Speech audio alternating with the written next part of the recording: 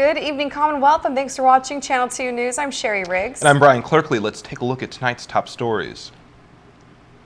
3 men are dead after a tragic accident in San Antonio Village. And also tonight, historians tell KSPN why they do or don't believe Amelia Earhart was on Saipan. And lawmakers go head-to-head after AG bill passes the House. In sports, the old Aces blow through the semis. Stay with us. These stories and more are coming up next. Time is now, we got the power, I say loud. Through distance, it don't take a lot to make a loved one put a smile. We people, we homegrown, we equal. We all know we progress, we all do what we do. After all the years, we stronger. The waiting is no longer. We come through as one team with big dreams, doing big things. Not all the waiting is over. The good things we share. Through distance, we care. We reach up to each other, knowing all of us still there, united as one. Saipan, and Luta, Guam.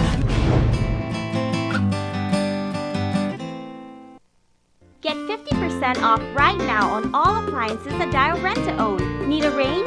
Get one right now for 50% off. Want an electric or gas range stove?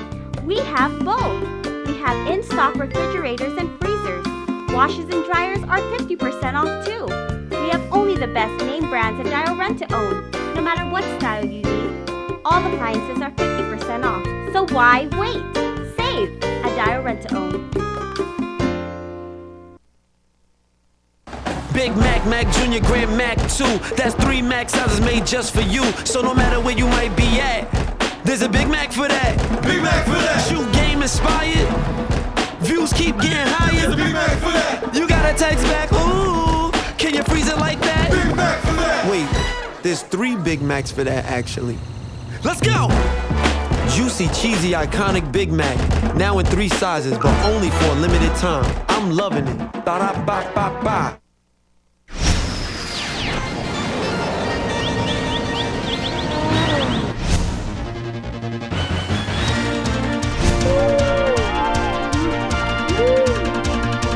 With 1 year in office, this administration has reduced the cinema's deficit by more than 20%.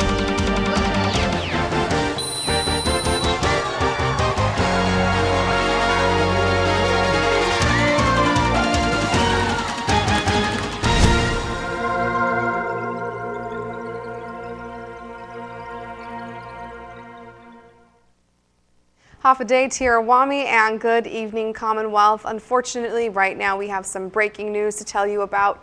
3 men are dead tonight after a manhole they were repairing, they collapsed inside of it. The accident happened this morning at 11:11 a.m. in San Antonio, up the road from Pacific Island Club. On the right-hand side of the road, there's a manhole, and 1 man was inside the hole and collapsed. 2 others went in after him to try and help him. Soon after, they died as well. The 3 men are all Filipino. They are 47-year-old Ricky Quijano, 41-year-old Ami Tapon, and 53-year-old Danilo Panglinwan. The video you're watching was sent to us from the Department of Fire and Emergency Medical Services. The video is showing them trying to rescue the men. According to the Department of Fire and Emergency Medical Services, the 3 men worked for USA Fanter Corporation. USA Fanter was hired by the Commonwealth Utilities Corporation to rehabilitate the sewage pipes. The cause of their deaths is unknown at this point. They were pronounced dead around 2:30 this afternoon.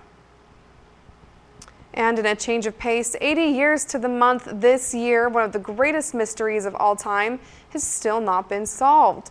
Did Amelia Earhart die when her plane allegedly crashed into the Pacific in July of 1937? Or did something else happen that brought her to our small island?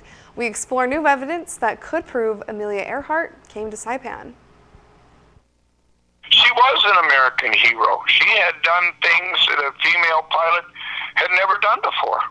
She was a champion in many, many respects. Based in Saipan, 2 local historians agree on one thing.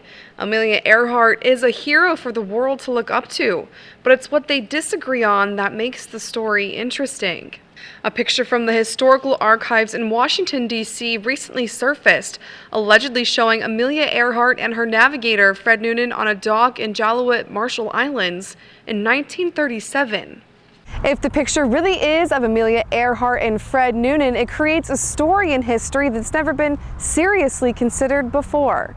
The mainstream belief is that Earhart ran out of fuel over the Pacific looking for Howland Island, crashed and died without a trace. But thanks to this newly found photo, a new story has been pieced together that could be true.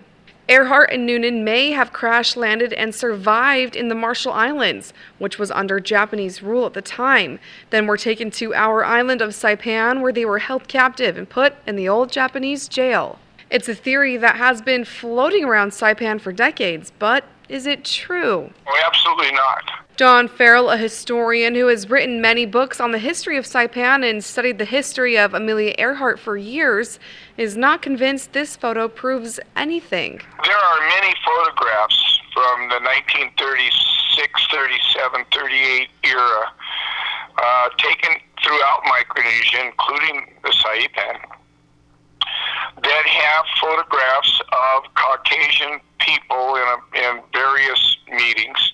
He says the time this photograph was taken was a time when Europeans, Germans and Russians were doing lots of business with Asian countries. It was a period of business expansion and people searching for natural resources and new industry. So it is not at all unusual to see Caucasian faces on the Micronesian islands. But another historian says differently. You can't mistake it. If you're familiar with photographs of Amelia Earhart, it's a humdinger.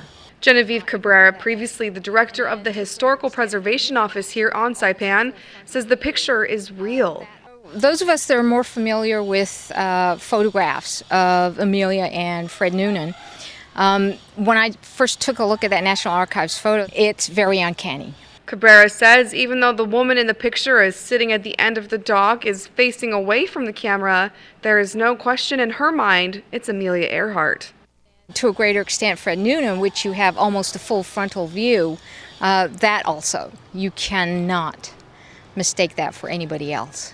Not only does she think the picture is real, Cabrera says Amelia Earhart was held captive in this jail, the old Japanese jail in Garapan. I grew up with elders sharing stories about having seen a Caucasian female and male here at the jail, Japanese jail.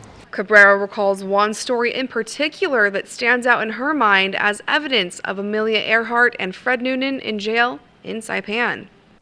The stories that we've had over the years were from a female who was associated with a laundering facility. She was asked and tasked to obtain all the linens from the jail here.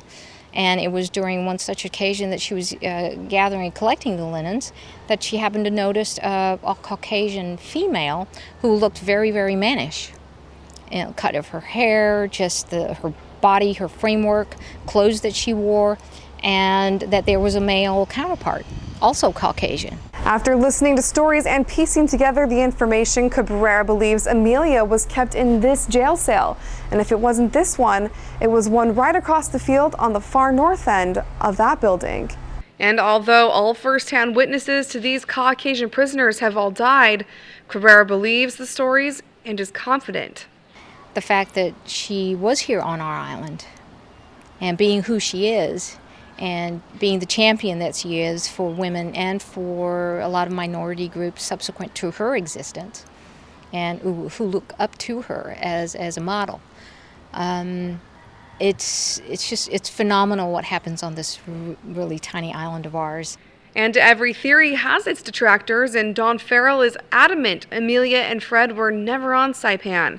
He says when it comes to elders telling stories, he believes them, but only to a certain extent. I have no doubt that those elders on Saipan who have told their children about seeing a man and a woman, a white man and a white woman in the jail in Saipan are not true. It's very likely, but that doesn't necessarily mean that it was Amelia and Fred. Farrell adds more than likely the white people seen in the Japanese jail are Europeans who caused some trouble, maybe while drunk, and got thrown in jail. And when it comes to the description of a manly-looking white woman who fits Amelia's style, because Amelia's husband was George Putnam, the publisher, Putnam Books. Yeah. He had made her famous. She became a hugely popular person worldwide. Women everywhere copied the clothes that she wore, the way she cut her hair, the way she walked and acted. So, finding a picture of somebody dressed in the same type of clothing that Amelia might have worn, that doesn't surprise me at all. But as far as Genevieve Cabrera is concerned, working to solve the mystery of Amelia Earhart and Fred Noonan is never a waste of time. But at least if we can have some semblance of, as closely as possibly, what was the ending to her story, her and Fred Noonan, I think that would bring a lot of people a greater degree of closure, myself included. Well, how do you feel about government entities signing contracts without going through the Attorney General? Well, Ivan Blanco's bill that would take the AG out of the equation passed the House yesterday. I spoke with lawmakers on both sides of the fence. House Bill 20-43 moves to the Senate after winning the votes of 11 lawmakers yesterday. The other 8 opposed. Rep. Angel Demapan voted in favor. I supported the bill for the most part because of my joint resolution, which the House adopted yesterday, supporting the appeal of the case of Davis versus the Commonwealth. And that case has to do with Northern Marianas Descendants' rights to vote on Article 12. Demapan says he recently introduced a resolution to appeal the ruling, but he says the Attorney General wants the appeal off the docket because he did not authorize the appeal. I believe the AG should be the chief legal officer of the Commonwealth, but not at his discretion. Rep. Ed Probst voted against the bill. He says there's some major red flags. We are making amendments or changes to the Constitution, particularly Article 3, Section 11, which states that the chief legal officer is the Attorney General. Probst says this could result in different government agencies using private attorneys that give bad or unethical legal advice. He also says this is going to be costly. Private attorneys don't come cheap. Litigation is expensive. Legal advice is very expensive. You're looking at a minimum of $200 per hour, sometimes even more, up to $500 per hour. So we're using taxpayer dollars, our people's taxpayer dollars. But Rep. Janet Maratita voted in favor of the bill. She was a co-sponsor. I got clarification from the legal counsel that we are in line with the Constitution and that there's no major ramification to the office of the Attorney General. Rep. Vinny Sablan disagrees. 81% of the people voted through initiative, to have an elected AG. For that check and balance. Sablan says giving additional powers to other councils is the wrong thing to do. There's more hurt to this bill if it becomes law, to the people of the CNMI. This opens up a whole, new chance of any corruption or anything to go on in the government. Well, coming up, war is devastating, but somehow we survive and overcome. That's the focus of a forum next week, and we'll have more on the details of that after the break.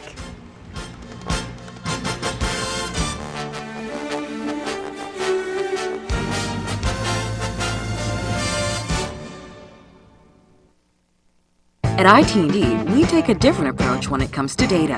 Introducing IT&D's new rate plans. We've increased the amount of 4G LTE data for our plans to give you more of what you want so you can do more of the things that you want. More snapping, more sharing, more connecting. Bring your own phone and get even more 4G LTE data and up to 3 months of free service. New plans, more data, more value. IT&D, life in motion.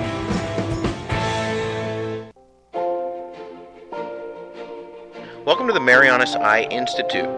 Our office on Beach Road is staffed with U.S. certified eye care technicians, doctors that have received national recognition, and a friendly, professional staff that will look after you and your loved ones. With over 1,200 eyeglass frames to choose from and an in-house lab, we can make most glasses in about an hour, and we even feature a mobile clinic to bring eye care to you. Keep your eyes healthy and strong with professional eye care at the Marianas Eye Institute. Is it possible to engineer a feeling? To create a design that moves you before you even get in, and craft an interior that transports you before you go anywhere? It is when it's designed for you, the driver. The new Mazda 6.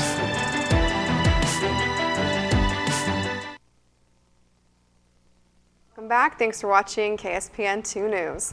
The human experience in war, that is the focus of a public forum next week at American Memorial Park from 6 to 8:30 p.m. Monday through Friday and all day Saturday. Bob Kildine has the details on that. The Mariana Islands experienced two significant conflicts, the Spanish Chamorro Wars and World War II. Books, poetry, archaeological sites, artifacts, and a couple of films will be explored with East Carolina University professor Anna Froila. My role is primarily to talk about two different films. We're going to talk about Hell in the Pacific, which was subtitled War is the Enemy, and we're going to talk about the nature of the enemy, how we conceive of the enemy, how we can be subject to propaganda and see somebody as our enemy instead of somebody as our collaborator. And the second film is Oba, The Last Samurai, which is a Japanese production. And there are a lot of layers to this story because the original story is Oba's, and one soldier, American soldier who was on the island, heard about him during his resistance and his sense of duty and honor to his country. And so he tracked him down in the 1960s and interviewed him. And then that became it was a published book in the 80s, and so it's a 2011 film that really looks at his army, his resistors, and the civilian experience of people who kept retreating up Mount Tapachau to resist surrendering to the Americans. The forum is free, and you can register by calling the Humanities Council.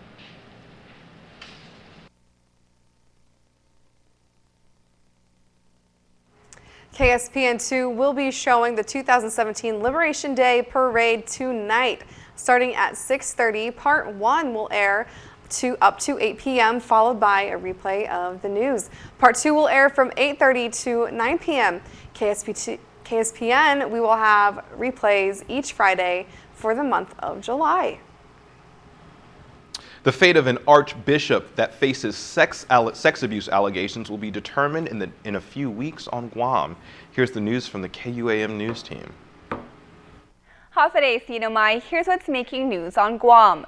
The group investigating Archbishop Anthony Apron is done gathering testimony. Now all that's left is a decision. The Archdiocese of Agana, in a press conference today, confirms they're anxiously awaiting the verdict of Apron's canonical trial, which could be revealed any day now. Should his name be cleared, current church leadership predicts disaster ahead. Crystal Paco has the latest. The fate of Archbishop Anthony Apron now rests with 3 unnamed judges. The discovery period of the trial is ended. And the next phase, which will happen sometime in the next several weeks, will be a convening of the 3 judges to deliberate on what they heard. And there's 3 possibilities: not guilty, guilty, or not proven.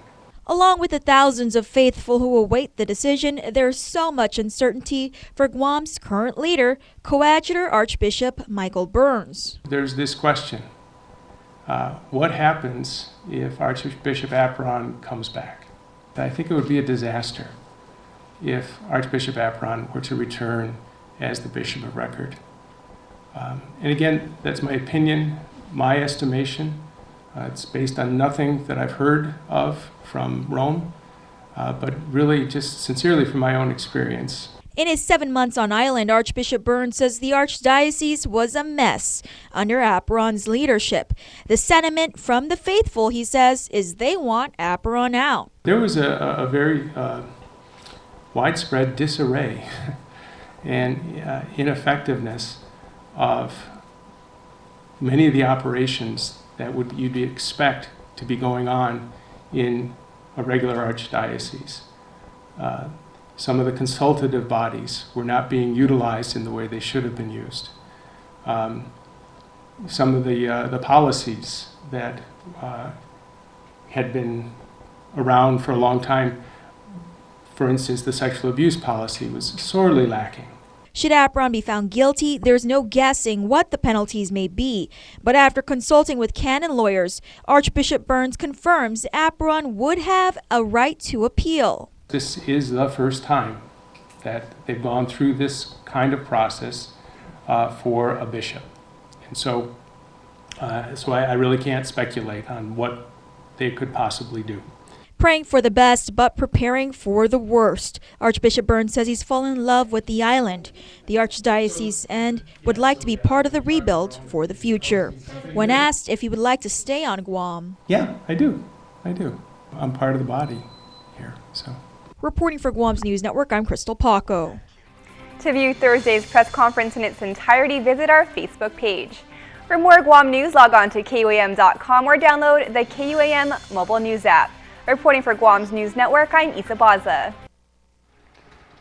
Thank you, Crystal and Isa. All right, coming up, it's that time of the year. Get the Finadini ready. Big fish.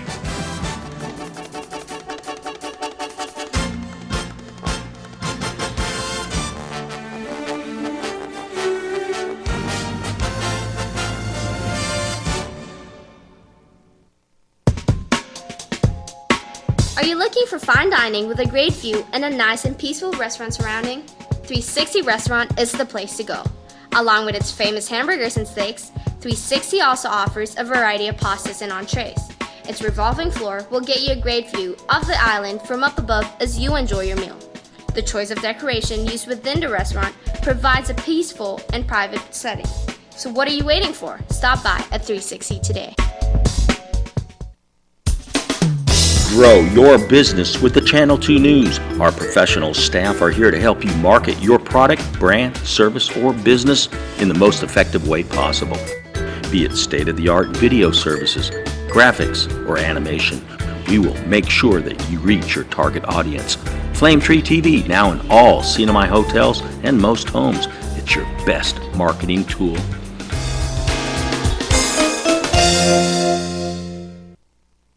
Make it a summer to remember at Eco Camp inside the Mariana Resort and Spa. Designed for kids ages 4 to 14, Eco Camp has set the standard for 18 summers. Activities include go-karting, swimming, arts and crafts, kayaking, snorkeling, dance, and even off-roading. Daily, weekly, or 2-week session rates are available now, and camp starts on June 19th. Register online at marianastrekking.com or come see us at Mariana's Trekking inside the Mariana Resort. See you at Eco Camp. Call 323-8735. That's 323-TREK. KSPN2 Sports is brought to you in part by Triple J Motors. Buenas sports fans.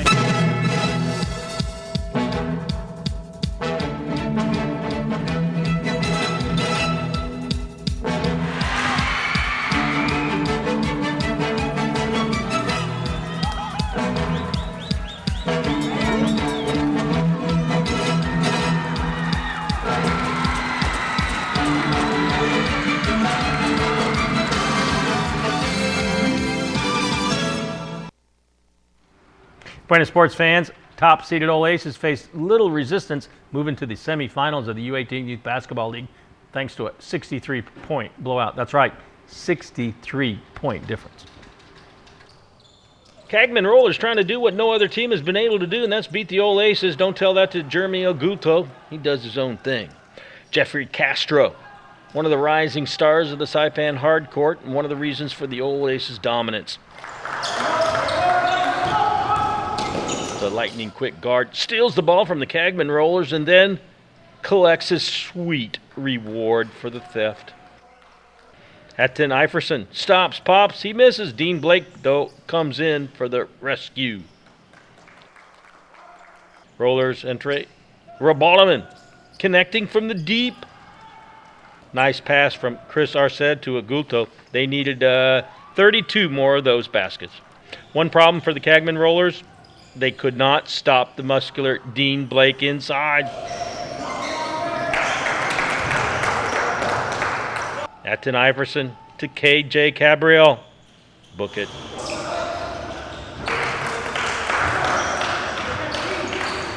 Kobe Santos gets into the scorebook with that follow-up. Old Aces blow up the scoreboard 87-24. That's right, you heard me. 87-24. Not this weekend, next weekend. The Saipan International Fishing Tournament turns 33 on July 15th and 16th. The Saipan Fishermen's Association once again anticipating a good turnout in the Battle of the Billfish. Last year, if you remember, more than 60 boats and 200 anglers competed for prizes. There are 5 different categories of fish. Of course, the most desirable catch, marlin, and a special $10,000 prize for the first boat to bring in a marlin that breaks the 942-pound record. There it is. Good luck with that. Other categories include yellowfin, wahoo, mahi-mahi, and skipjack. Registration, 150 clams per boat. The tournament will begin a week from this Saturday at 6 a.m. Boats have to be in before 6 p.m. Saturday, and also Sunday. Head out to Smiley Cove if you like to see big fish. Or we're halfway through the year. Time to salute some of our top plays of 2017 so far anyway.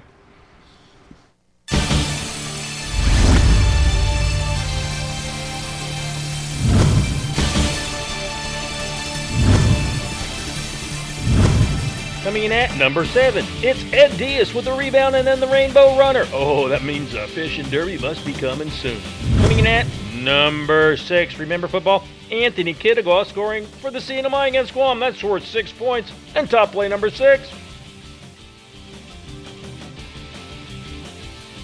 Coming in at number 5, sharing is caring. Pedro Lizama to Siltergajo. Give them a high five.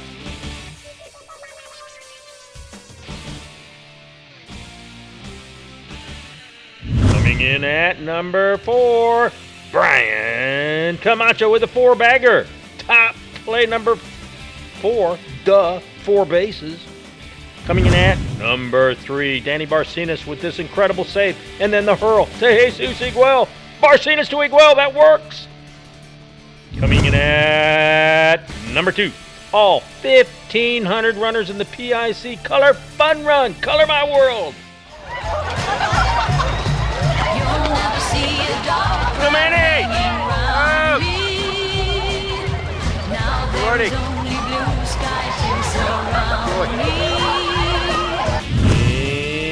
And the Triple J top play of anytime, anywhere. Uda Hideki swims, bikes, and runs the 70.3 Ironman with one arm. You try that. The Triple J top play of whenever.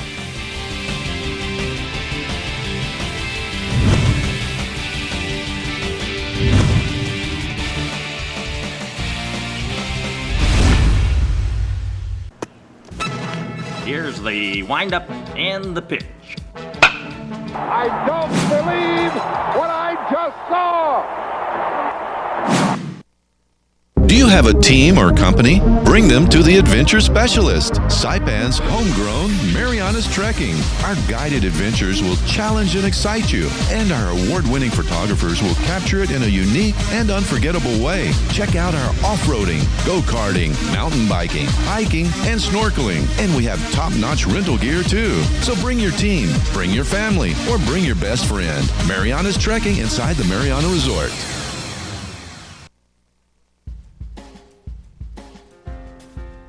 High today, 91, heat index 107, low 82, humidity 67%, 1,407 inches of rain, monthly total 0.86. Saturday, partly sunny, isolated showers, east winds 10 to 15, high 90, low 78, seas 4 to 5 feet. Sunrise tomorrow, 5:52, high tide 6:16, low tide 1:35, sunset at 6:51. And a full moon tomorrow night. How about that? That's news, sports, and weather. Thank you for watching. Have a great weekend. It's official. It begins right now.